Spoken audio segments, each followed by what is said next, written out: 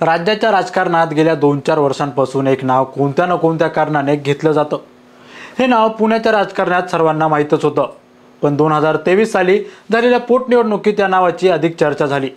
त्याचे कारण म्हणजे भाजपच्या गडावर काँग्रेसचा झेंडा डोलाने फडकवल्यामुळे।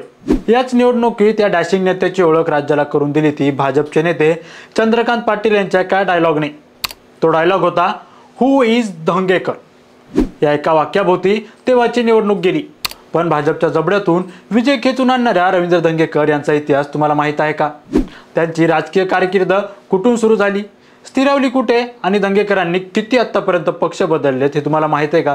या सर्व गोष्टींची चर्चा करण्याचं कारण म्हणजे रवींद्र धंगेकर हे पुन्हा एकदा पक्ष बदलण्याच्या तयारीत आहेत। हु इज धंगेकर पासून सुरू झालेला प्रवास आता व्हेअर इज धंगेकर पर्यंत आलाय। याची स्टोरी या व्हिडिओच्या माध्यमातून पाहू। नमस्कार, मी निरंजन आणि तुम्ही पाहायला सुरुवात केली इन्फोवारी। रवींद्र धंगेकर पुण्याच्या राजकारणातील मागच्या 3 वर्षात उजळून आलेला चेहरा। भाजपचा पारंपरिक मतदारसंघ म्हणून ओळखल्या जाणाऱ्या कसबा मतदारसंघाच्या आमदार मुक्ता टिळक यांच्या मृत्यूनंतर त्या ठिकाणी पोटनिवडणूक लागली। भाजपकडून हेमंत रासने तर काँग्रेसचे रवींद्र धंगेकर मैदानात होते। प्रतिष्ठेच्या या लढाईत धंगेकरांनी हेमंत रासने यांचा पराभव करून भाजपच्या 27 वर्षांपासून अभेद्य असलेल्या गडाला सुरुंग लावला। विधानसभा पोटनिवडणुकीच्या विजयानंतर त्यांनी पुण्याच्या राजकारणात आपले बस्तान मांडायला सुरुवात केली। पुण्यातील ड्रग्ज प्रकरण, पोरशे दुर्घटना प्रकरण यामध्ये धंगेकरांचा चेहरा देशभर गेला। ते महापालिका आयुक्तापासून तर थेट पंतप्रधान नरेंद्र मोदी यांच्यापर्यंत सगळ्यांचाच खास आपल्या शैलीत समाचार घेऊ लागले। धंगेकर यांच्या थेट धडक पॅटर्नमुळे धंगेकर हे अल्पावधीतच काँग्रेसचा राज्यातील चेहरा बनले। कसब्याची गल्ली ते राजधानी दिल्लीपर्यंत धंगेकर या सगळ्यात विषयात पुढे येऊन बोलू लागले। प्रसिद्धी इतकी झाली की पुढे त्यांना वेध लागले ते लोकसभा निवडणुकीचे। काँग्रेसचे तिकीट मिळवण्यात धंगेकर यशस्वी झाले, पण अंतर्गत गटबाजी, पक्षात हम करे सो कायदा हा धंगेकरांना नडला आणि लोकसभेत त्यांना मुरलीधर मोहोळ यांच्याकडून मात खावी लागली।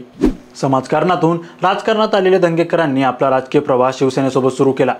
बाळासाहेब ठाकरे यांच्या विचाराने प्रेरित होऊन त्यांनी कसब्यात सेनेची पहिली शाखा काढली। पुढे शिवसेना नेते दीपक पायगुडे यांच्या नेतृत्वात त्यांनी 1997 ची महानगरपालिका लढून ते पहिल्यांदा नगरसेवक झाले। 1997 ते 2006 सेनेचा कार्यकर्ता म्हणून रवींद्र धंगेकर हे बाळासाहेबांचा आदेश आणि पुण्यात धमाका असेच होते।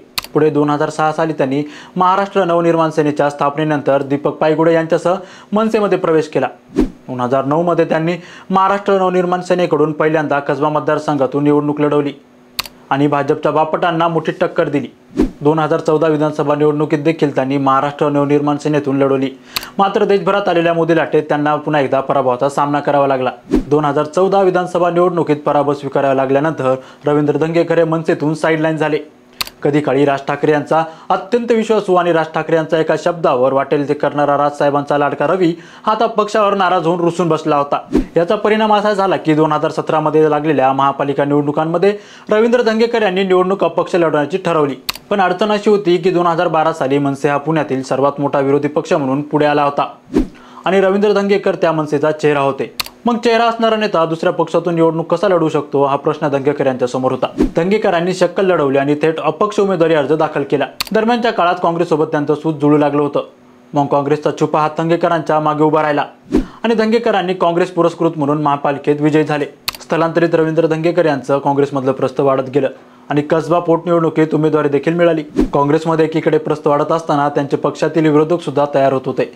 अरविंद शिंदे यांचा एक गट कसब्यात आधीच कार्यरत होता, त्यात रवींद्र धंगेकरांची एंट्री त्यांना खूपच असल्याचं सुरुवातीपासून जाणवलं। आता लगातार 2 पराभवानंतर रवींद्र धंगेकर हे काँग्रेसमध्ये सुद्धा अस्वस्थ असल्याची माहिती आहे।